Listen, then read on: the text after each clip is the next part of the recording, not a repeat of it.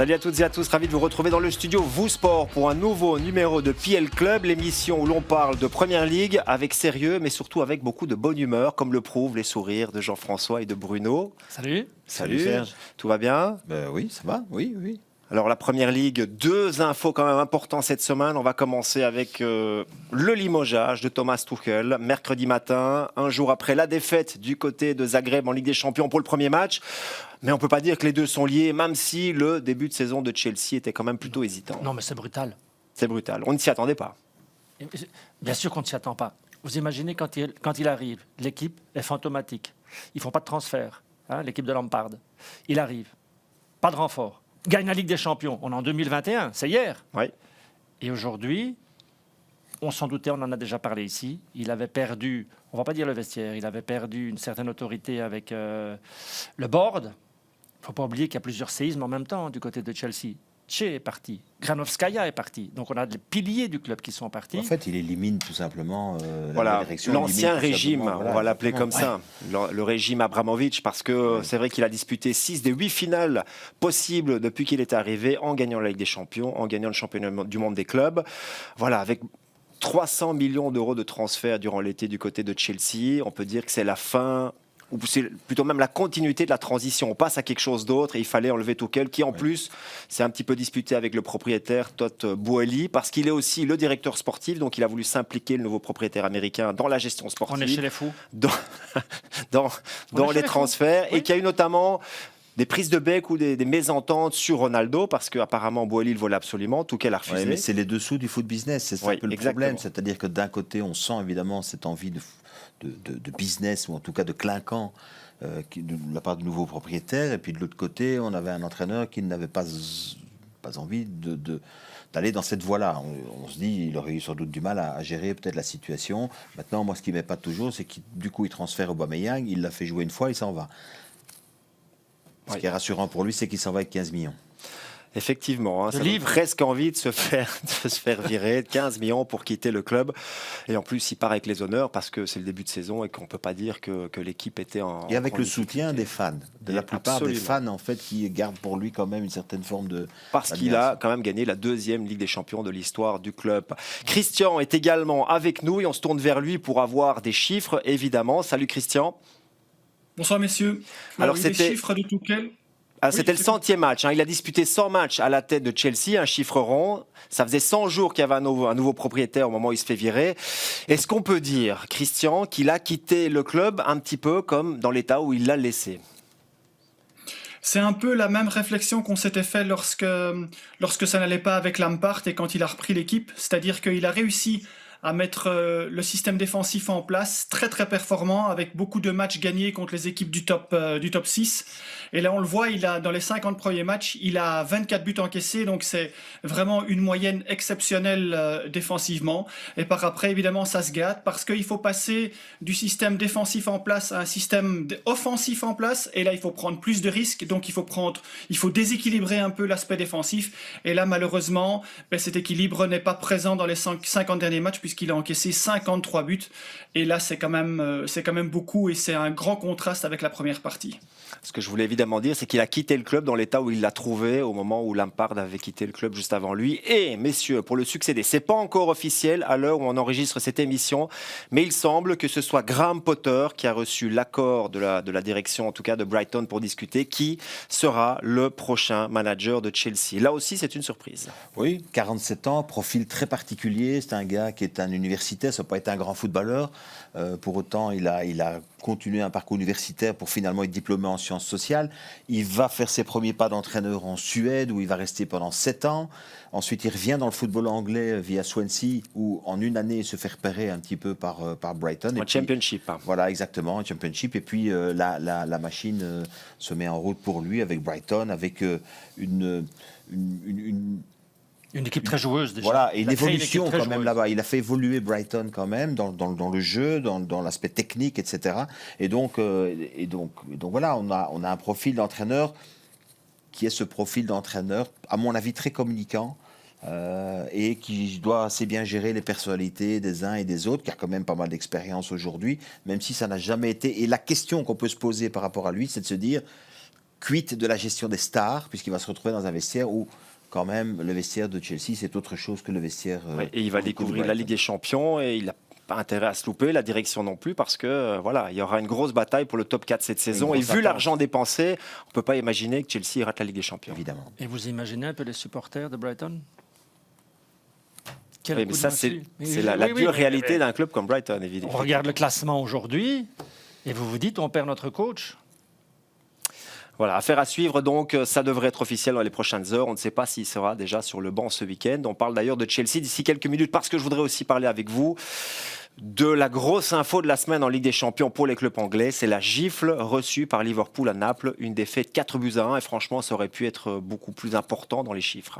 Alors je trouve que c'est finalement la conclusion de pas mal de choses qu'on dit depuis plusieurs semaines dans Pile Club notamment, et que d'ailleurs tous ceux qui sont observateurs du football anglais aujourd'hui ont la même impression. C'est ce n'est plus une coïncidence avec tous ces mauvais résultats. Liverpool a un souci. Liverpool a un souci collectif. Liverpool a un souci d'identité. Liverpool a peut-être un souci de management. On le verra dans les semaines peut-être qui vont venir. A certainement un souci au niveau de la gestion de ses blessés. Il y a beaucoup de blessés. Il y a beaucoup de blessés avec des problèmes musculaires.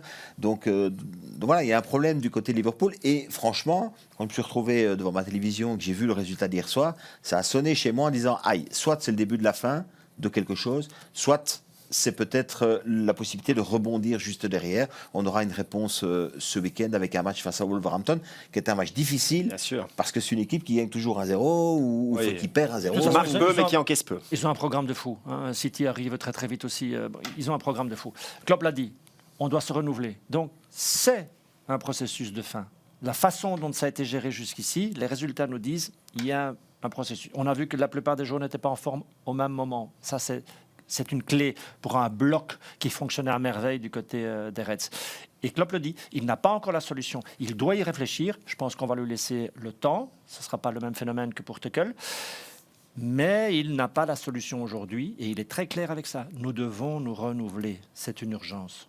Ouais, effectivement. Qu'est-ce que ça veut dire? On l'apprendra au fil des semaines. Ça, c'est son rôle aussi, Bruno. Bien sûr, d'accord. Bien sûr, il faut lui laisser le temps. Donc c'est une urgence. On va demander aussi l'avis évidemment de Christian. On avait déjà souligné dans les premiers Pieds le Club les erreurs défensives, les errements défensifs, alors que ce n'était pas du tout la marque de fabrique de cette équipe dans les saisons précédentes. Exactement. Moi, hier, quand j'ai vu le résumé du match et surtout les buts encaissés, j'ai de nouveau été complètement atterré par le quatrième but avec la position du bloc équipe qui était pratiquement à 3 mètres ou à 4 mètres du rond central, avec un espace dans le dos qui était incroyable. On l'avait souligné déjà dans l'émission précédente avec 3 buts qui avaient été encaissés de cette manière-là. Et là, je me pose une question en se disant, mais aujourd'hui, il n'y a plus personne qui joue avec un bloc équipe aussi haut quand l'adversaire a la possibilité de donner un ballon vers l'avant. Donc, est-ce qu'il y a quelque chose de... Est-ce que c'est un signal aussi envoyé par Van Dijk, par la défense centrale? Mais ce positionnement-là, ça c'est quelque chose qui m'inquiète au-delà du renouvellement, parce que ça, c'est une vraie faute technique et tactique. On suivra donc ce week-end avec beaucoup d'attention Liverpool face à Wolverhampton. Je vous propose de découvrir ou de redécouvrir évidemment les plus beaux buts du week-end dernier. C'était la 6e journée. C'est parti.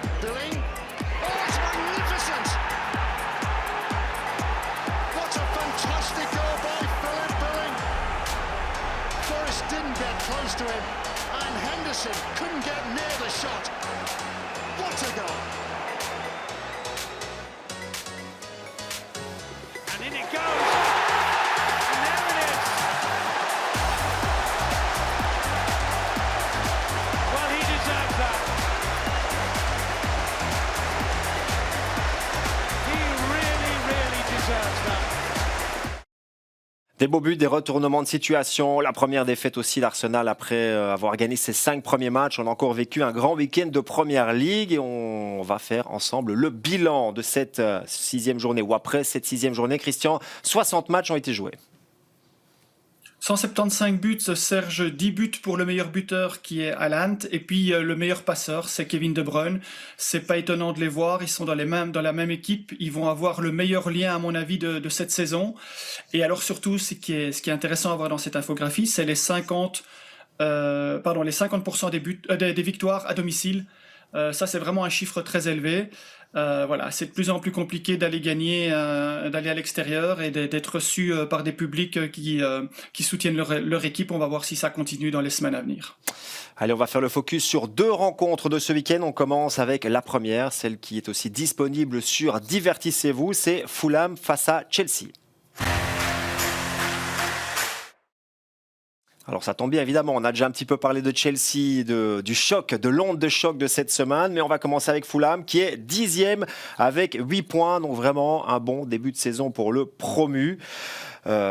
Qui a déjà joué quand même Tottenham, Arsenal, Liverpool qui va jouer Chelsea, donc c'était pas un début de saison facile et franchement cette équipe semble être capable de se maintenir, voire même peut-être de se positionner dans le ventre mou du classement cette saison. Et un 4e derby londonien de suite pour cette équipe de... C'est Mitrovic qui a le coup. Ouais. Avec son petit embonpoint là. Ça c'est bon pour l'empreinte carbone, puisqu'on en a beaucoup parlé cette semaine. On reste dans la même ville, donc Exactement. On peut y aller en bus, en train, en tram, c'est fascinant comme de le regarder jouer. Métro. C'est fascinant de le regarder jouer. Il a toujours l'air d'avoir un petit kilo et 300 grammes en trop, mais il saute plus haut que tout le monde. Il ose tout. Il a une frappe, il est présent, il travaille sans ballon. On ne le reconnaît plus. Oui, moi je note aussi que les 2 équipes, là, ça c'est vraiment marrant parce que pour le coup on a une équipe promue et puis on a une équipe quand même qui joue le top. Mais là, au moment où elles vont s'affronter, elles ont pris le même nombre de buts. Elles ont pris 9 buts chacune. Et donc quand on parle de la défense de Chelsea aujourd'hui, elle n'est plus aussi sereine. Je ne sais pas si c'est la défense qui n'est pas aussi sereine, mais c'est le collectif en tout cas de Chelsea qui est peut-être plus aussi serein. Et donc du coup, Mitrovic devient évidemment la clé peut-être de la rencontre. Pour Fulham, je mets ça en rapport avec ce que Christian vient de nous dire aussi sur les matchs joués à domicile. Ce sera évidemment le facteur X peut-être de Fulham pour bousculer Chelsea. S'ils veulent les bousculer, s'ils veulent remporter le derby londonien, c'est le bon week-end en tout cas. Les 2 équipes ont encaissé le même nombre de buts, 9 exactement, et on va commencer avec les Cottagers et avec Christian, parce qu'il y a quand même une petite faiblesse dans la manière de défendre, notamment sur les centres au cordeau. Oui, les centres et les phases arrêtées, et toujours ces reprises au cordeau, on le voit avec les images. Voilà. Là, sur le corner, il y a quelqu'un qui vient se situer entre le point de pénalty et la ligne du gardien de but. Voilà. Là aussi, il y a un débordement, un centre au cordeau, et donc il faut faire très attention. De ne pas reculer de trop parce que c'est difficile, c'est comme avec Manchester City, c'est les ballons qu'ils adorent. Voilà, il y a toujours quelque chose qui traîne dans le rectangle ou entre le point de pénalty et le petit rectangle, et c'est là que ça se passe défensivement pour Fulham. Alors, on rappelle peut-être une petite précision technique, au cordeau, ça veut dire, Christian, en ligne droite, il n'y a pas d'effet sur le ballon. C'est généralement un ballon qui vient des flancs et qui est donné, situé entre le point de pénalty et généralement soit le petit rectangle, soit même un peu plus loin que le petit rectangle vers le gardien de but. Des ballons très difficiles à jouer qui viennent couper une trajectoire. Alors, Alexander Mitrovic, évidemment, parce que si cette équipe a encaissé 9 buts, elle en a marqué 9 aussi, dont 6 pour Alexander Mitrovic, qui est évidemment la figure de proue de cette équipe de Fulham.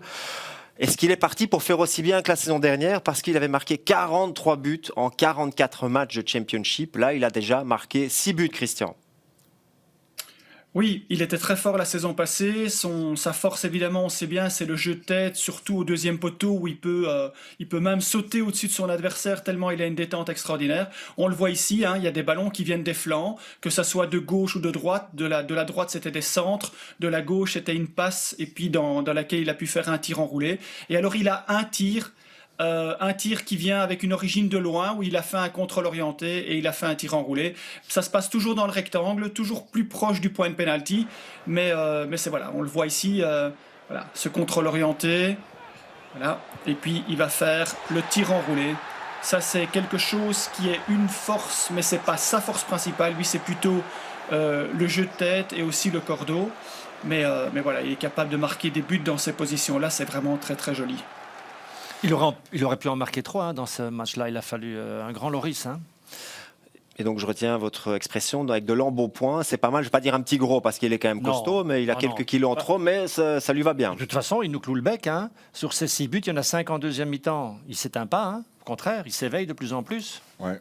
Dans ce match-là, Fulham, je disais tout à l'heure, ils ont un bon point joué, mais ils ne partent pas non plus favoris. Les confrontations directes, évidemment, avec Chelsea sont largement à l'avantage de Chelsea. C'est 9% de victoire seulement de Fulham contre Chelsea. Mais ce qui est plutôt interpellant, c'est que quand on regarde l'équipe aujourd'hui a gagné en confiance avec cette montée l'année dernière de Championship, et je dirais que même dans le niveau global par rapport à ce qu'ils ont déjà proposé dans d'autres saisons de Première Ligue auparavant, ils sont mieux cette année-ci. Ils jouent mieux, ils sont plus en confiance. Marco Silva a mis une bonne mise en place. Donc, je pense que... Et l'équipe n'a pas été chamboulée. Il y a quelques joueurs intéressants comme Andrea Pereira qui amène un plus, mais c'est quand même l'ossature de l'équipe qui a réussi à gagner la Championship la saison dernière. Mais je pense que ça peut être une des surprises du week-end, vu le contexte global.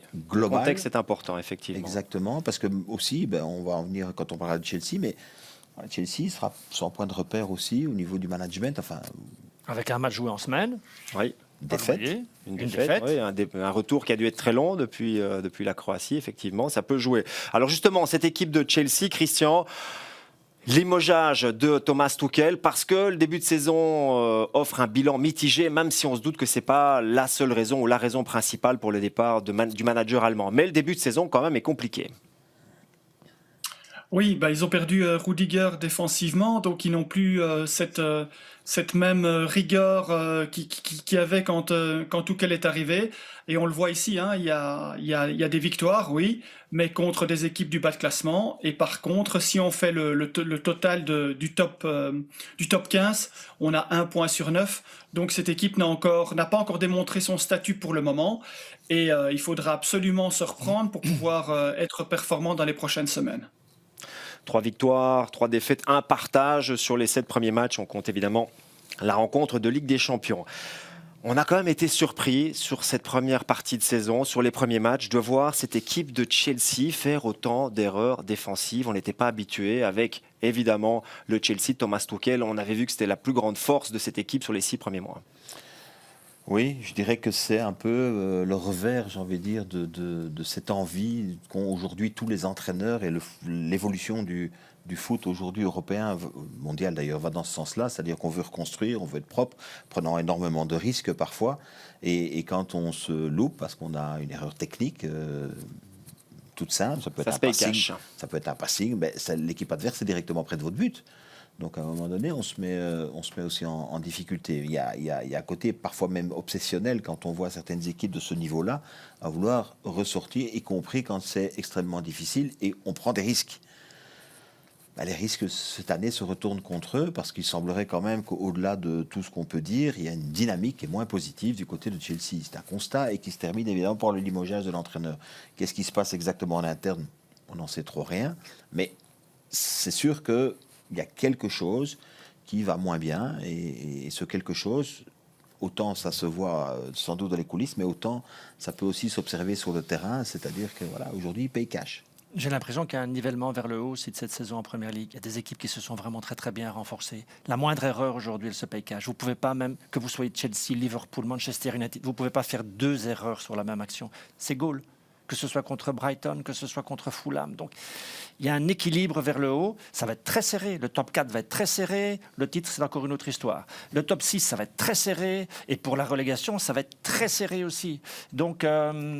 Tant mieux, ça va être une saison avec énormément de suspense. Ouais. Les erreurs se payent cash, Christian, et on voit que du côté de Chelsea, c'est récurrent depuis le début de la saison. Alors 2 choses. La première, pour conclure sur ce que Jean-François expliquait, aujourd'hui c'est vraiment une tendance, et on a vu dans les premiers matchs, notamment contre Brentford, que Manchester United a été pris à son propre jeu et a encaissé beaucoup de buts avec cette mauvaise sortie de balle, notamment de De Gea.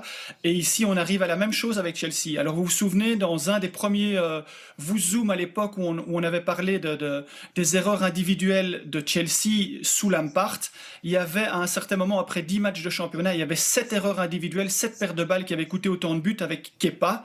Et aujourd'hui, en fait, on revient dans la même situation avec Mendy. Voilà, il y a 5 buts encaissés de plein jeu, il y en a 3 sur des erreurs individuelles, et regardez l'origine des buts encaissés, c'est vraiment entre le point de pénalty et la ligne du gardien de but.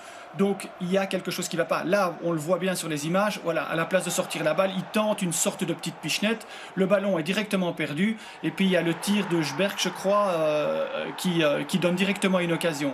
Après, il y a les sorties de balles de Mendy, voilà, c'est comme De Gea, c'est pareil. Je ne sais pas ce qui se passe dans la tête des gardiens de but à ce moment-là, mais il y a, à mon avis, une volonté collective de devoir sortir proprement ce ballon. Voilà, une fois de plus, une mauvaise passe qui est directement contrée avec un pressing dans le dos. Il y a N2 qui va derrière, et comme dit Bruno, aujourd'hui, le niveau de la Première Ligue est tellement élevé, la vitesse de réaction est tellement grande, et aussi le fait d'anticiper parce qu'ils le savent qu'il y a ces sorties de balles, eh bien ça se paye cash évidemment. Edouard Mendy était là à l'origine, ou est-ce la conséquence de ces approximations défensives? Conséquence, plus que l'origine. Maintenant, c'est pas un immense joueur au pied. On n'est pas avec les mêmes normes qu'Alisson ou que le gardien de City, bien sûr. Par contre, on a vu De Gea qui était en difficulté. Maintenant, c'est clair, on dégage. Enfin, il dégage les ballons, donc on prend plus le risque. Mais justement, je voulais dire, parce que Christian faisait référence justement aux erreurs de Man U en début de saison. Et aujourd'hui, on voit souvent Ten Hag se lever et faire le signe de on dégage, on joue long. Donc, le football, c'est un éternel recommencement. On reviendra certainement à d'autres choses par la suite. Mais aujourd'hui... Voilà, parenthèse, si je peux me permettre, parce qu'on parle de Ten Hag, ce qu'il a réalisé après cette déconvenue et où tout était cuit pour lui, c'est miraculeux, et il faudra presque une émission spéciale à un moment donné pour reparler de ce qu'il a réussi à faire. Hein. Oui. 12 sur 12 depuis, c'est ça, ou 15 sur 15 12 sur 12, 4 victoires consécutives. On va voir si ça va durer dans le temps. Effectivement, on aura le temps, bien sûr, d'y revenir dans Pied le Club. Alors, autre chose surprenante, Christian, pour l'aspect défensif du côté de Chelsea, on avait l'habitude de voir une équipe en place, et pourtant, ils ont de gros problèmes sur les phases arrêtées depuis le début de la saison. Là, c'est inconcevable pour une équipe de ce niveau. Il y a quelque chose qu'on peut travailler, c'est de pouvoir anticiper ce que l'adversaire peut faire. Quand on est en place, qu'on a l'occasion de pouvoir soit de choisir entre une défense individuelle, une défense en zone ou une défense mixte, il y a moyen d'ajuster. Or, ici, depuis le début de la saison, sur les 9 buts encaissés, il y a 4 buts qui sont encaissés sur phase arrêtée et 3 sur corner. Alors, là, c'est vraiment le signe d'une équipe qui va pas bien défensivement, qui n'a pas de point de repère. Et je pense que voilà, il y a peut-être avec le nouvel entraîneur, avec le nouveau staff, ils vont essayer de remédier à ça. Mais il faut sortir de cette spirale, encaisser des buts sur phase arrêtée. Ça, ce n'est jamais la clé pour une réussite dans une saison. Alors, on a dit depuis le début de la saison qu'on suivrait notamment le parcours d'un des gros transferts. Marc Cucurella, arrivé pour plus ou moins 70 millions d'euros. Mais on voit qu'il a déjà réussi 2 assists. Et si on veut être positif, on peut dire que 2 assists, c'est déjà plus que la saison dernière.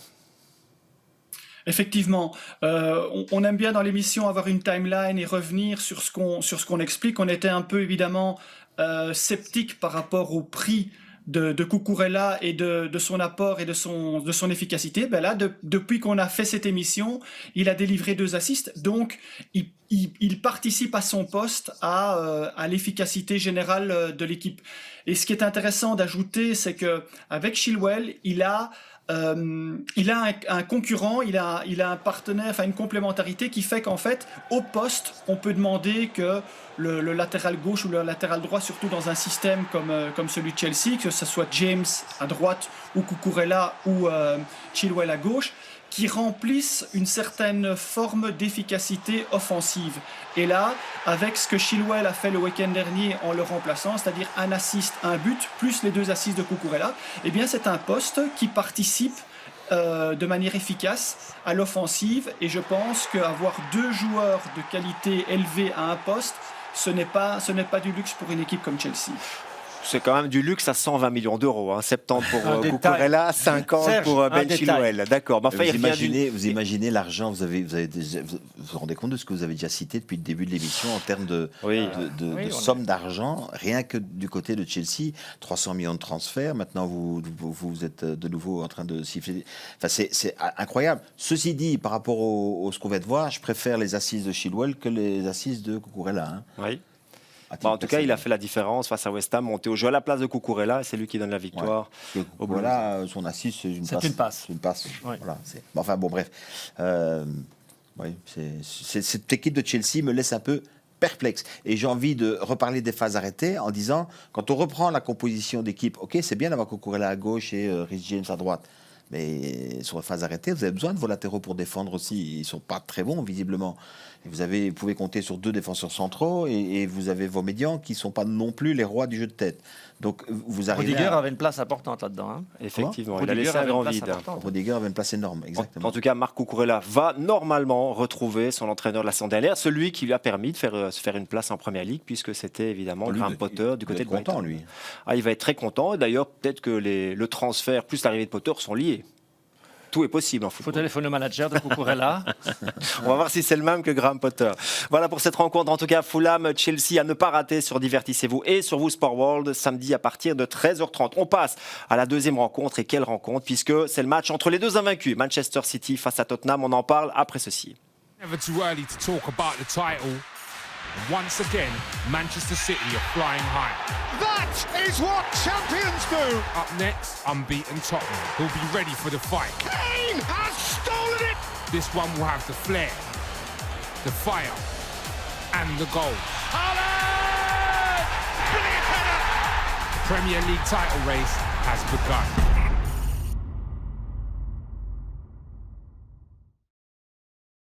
Deux équipes invaincues, mais qui n'occupent pas la première place, parce que c'est toujours Arsenal avec 15 points. Derrière, on trouve donc Manchester City et Tottenham, tous les deux 4 victoires, 2 partages, mais Manchester City a plus de buts marqués, et voilà, en termes de goal average en tout cas.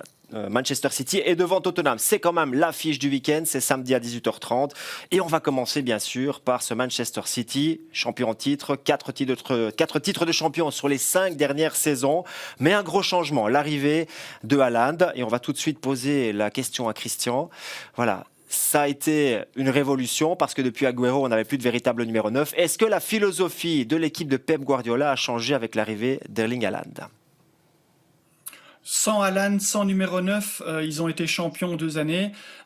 Et donc, ils ont utilisé ce jeu dominant et ils avaient des joueurs qui venaient de deuxième ligne. Avec Haaland, c'est encore plus fort dans le jeu dominant, que ça soit placé ou rapide.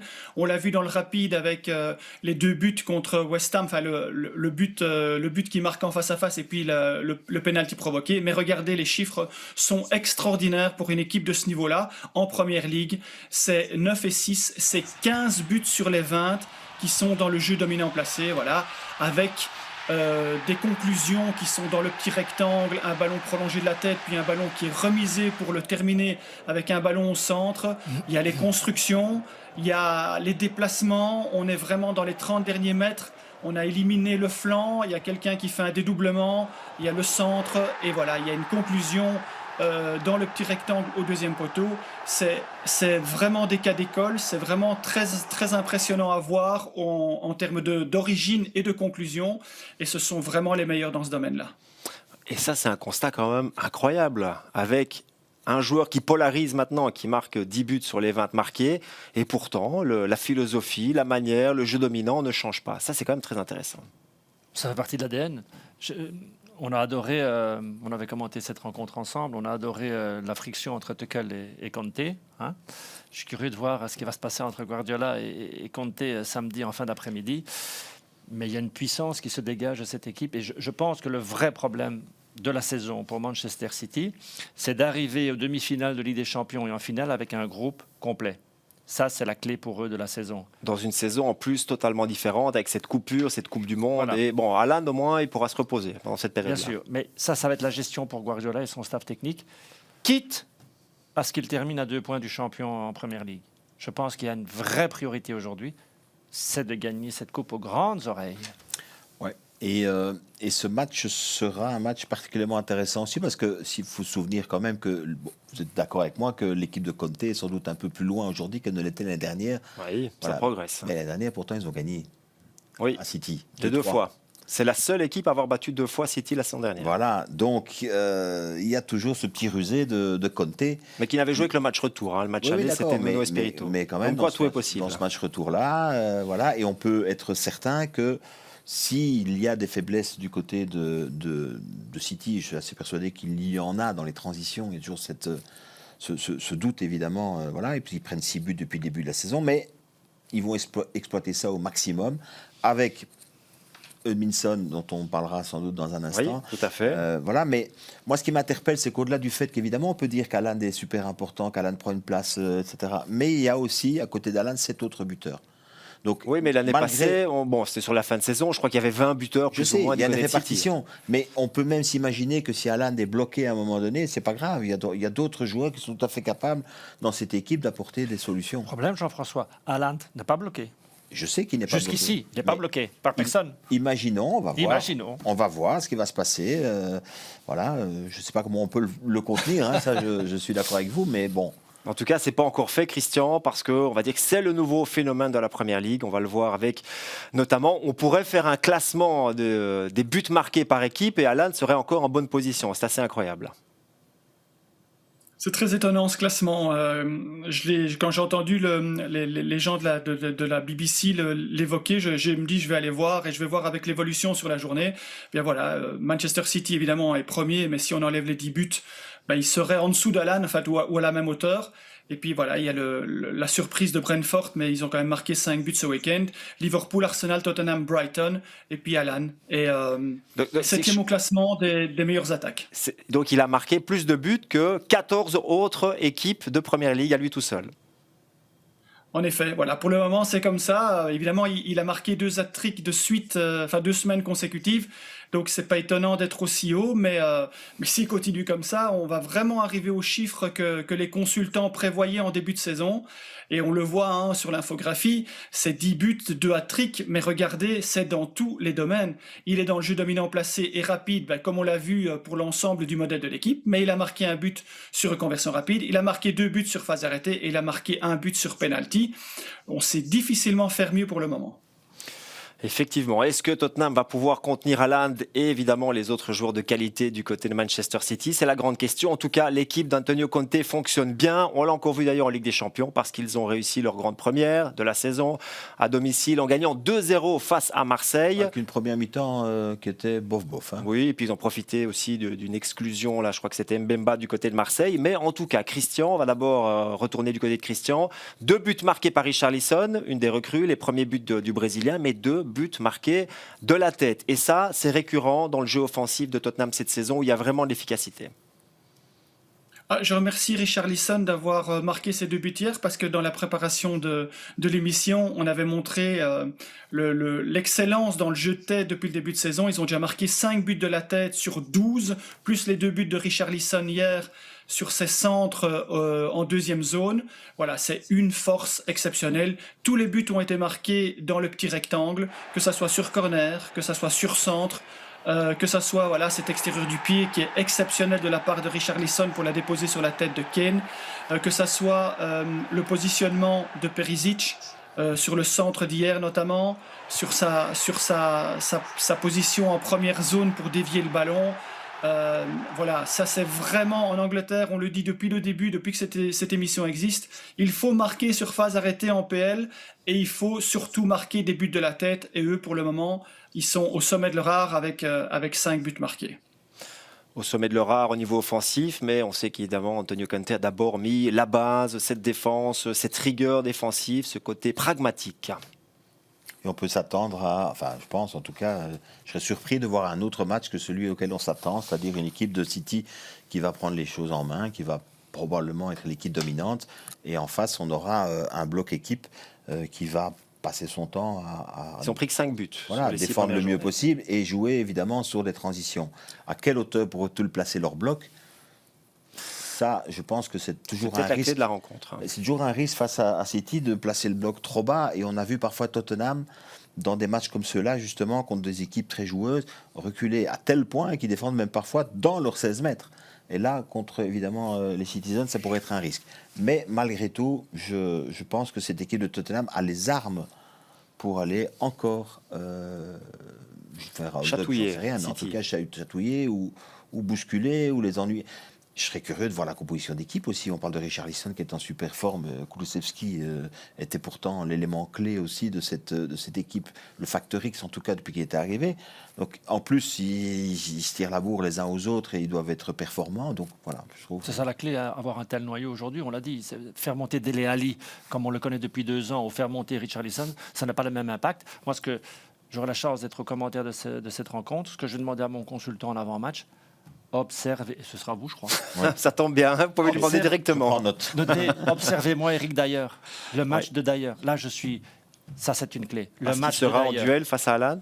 Entre autres, et qu'il va avoir tendance à jouer très bas parce qu'il ne va pas pouvoir le suivre à la vitesse. Ça, c'est peut-être le problème. Donc, c'est pas mal. On va rentrer dans... Voilà, on est déjà dans le match, en fait. Oui, exactement. On reste dans le match parce que en étudiant cette équipe de Tottenham, Christian, vous avez quand même remarqué que il y a quelque chose qui a changé. Parce que c'est vrai que jusqu'à la saison dernière, au niveau offensif, ça reposait sur le duo, sur le tandem Kane-Son. Son, d'ailleurs, meilleur buteur la saison dernière avec Mo Salah, 23 buts, 9 assists. Kane, c'était 17 buts, 9 assists. Alors Kane, ça fonctionne, c'est 5 buts déjà cette saison.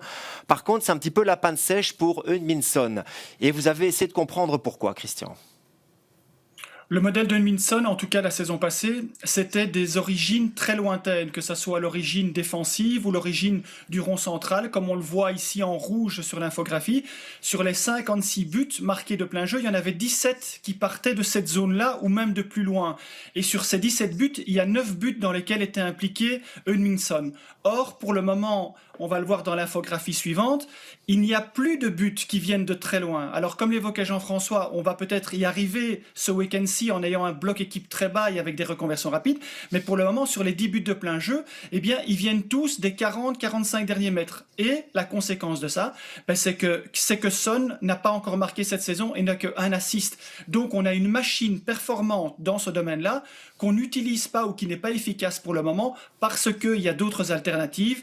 Il y a Perisic, il y a Richarlison, il y a Kulusevski. Ce sont tous des joueurs qui doivent se déposer dans les 40 derniers mètres, utiliser les centres des ballons pour les flancs. Et là, Son est un peu celui qui paye la note du nouveau système de jeu ou du nouveau modèle. Mais attention, comme on le dit souvent, quand les modèles sont bloqués, il faut avoir des alternatives. Et Son est une magnifique alternative avec Kane. On ne doit plus expliquer leur entente légendaire. Mais maintenant, il faut que lui, il soit heureux aussi dans ce rôle-là, dans ce nouveau Tottenham, et qu'il puisse appliquer son modèle et sa force.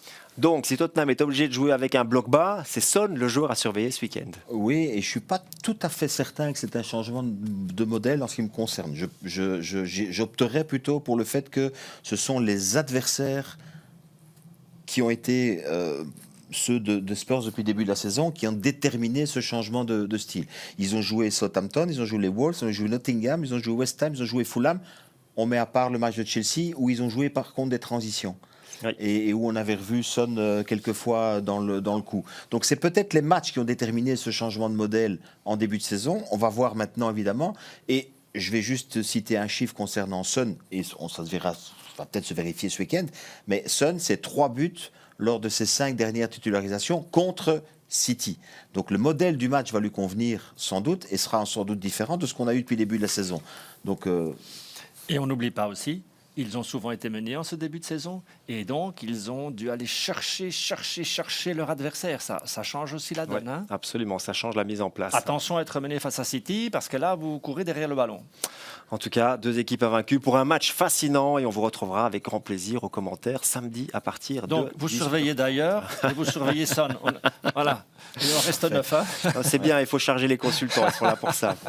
Voilà pour les 2 affiches en tout cas qu'on a pointées pour ce week-end, mais vous pourrez évidemment suivre bien d'autres rendez-vous de Première Ligue. Voici justement le programme du week-end.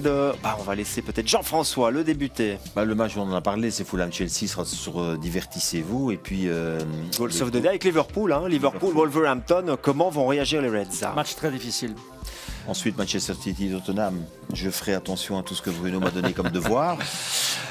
Dimanche, Arsenal qui va devoir relancer la machine après la déception à Manchester United. Parce que Lampard est aussi sous pression. On n'a pas encore parlé aujourd'hui de Brendan Rodgers, mais ce sera peut-être pour jeudi prochain. Et d'ailleurs, Tuchel qui a donc été viré avant Brendan Rodgers, ça c'est peut-être la surprise de la semaine. C'était l'information d'aujourd'hui. Palace Man U, c'est pas un match facile non plus et très très intéressant. Oui, et puis on terminera lundi soir avec un match historique de foot anglais, Leeds face à Nottingham Forest. Ça me rappelle ma jeunesse. Exactement. Ça date déjà alors un petit peu quand même. Hein. On ne dévoilera pas votre âge dans cette émission. Merci Bruno. Merci à vous. Merci Jean-François. Merci. On va aussi remercier Christian. Mais on n'oublie pas, j'allais oublier les réseaux sociaux. Évidemment, vous pouvez nous retrouver sur les différentes plateformes que voici. Que voilà. Donc on retrouve Jean-François et Bruno samedi aux commentaires d'un gros match et on retrouvera jeudi prochain. Avec Christian, en général. Avec Christian qui donne les infos, évidemment, puisque PL Club se poursuit aussi. Enfin, les infos données, on les examine quand même le week-end pour voir si on ne dit pas trop de bêtises quand même. C'est important. Merci Christian. Merci à vous, bonne soirée. Et on se retrouve évidemment pour un nouveau PL Club jeudi prochain. Bye bye. Our picks for match round 7 kick off in West London with Fulham against Chelsea. Then witness Haaland versus Kane as Manchester City face Spurs.